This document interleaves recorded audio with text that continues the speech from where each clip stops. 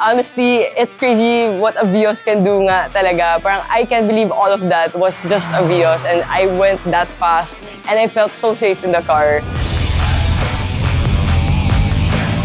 You don't realize the full power of these machines until you've tried them sa track. It's different, you have to experience it before you can understand. When you're going really fast, it becomes harder and harder to turn. It's really different from when you're driving on the road. You can drive fast all you want, but the goal is to drive safe pa din. Because you don't need to think twice. Kailangan kung may gusto kong gawin, gagawin mo talaga with strategy.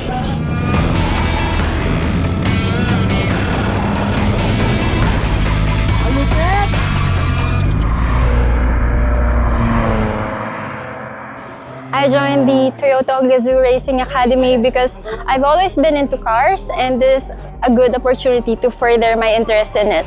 I think the challenge for this is to carry over what I learned in the track into the real streets of Manila.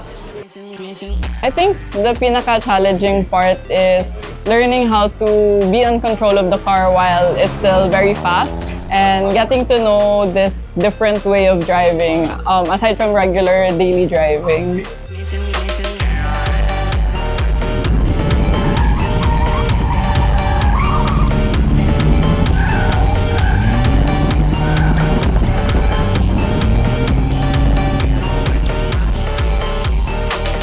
For today, actually, I look forward to getting my fear of driving beyond the speed limit. The adrenaline and everything, tapos the camaraderie, parang you're gonna race your friends, make or break your run.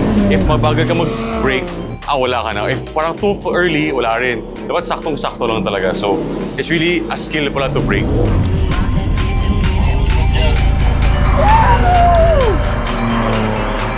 Towards the end, there's one turn na sobrang curve.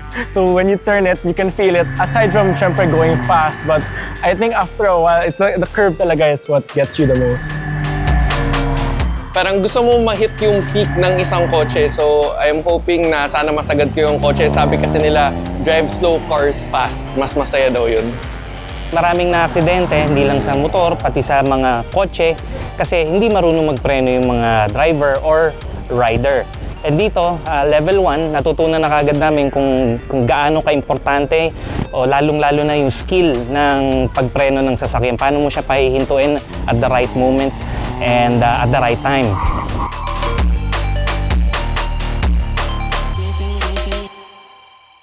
I think the most memorable experience for me was going around the cone drills. I hit almost every single cone in the way.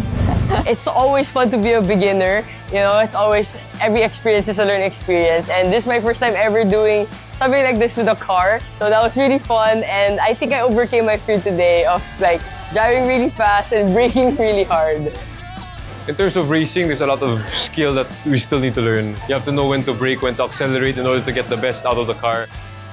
Pinaka-memorable sa akin talaga would be the racing line session kasi we get 5 laps of circuit experience. Masaya kasi siya dahil napupush talaga yung limit ng car eh.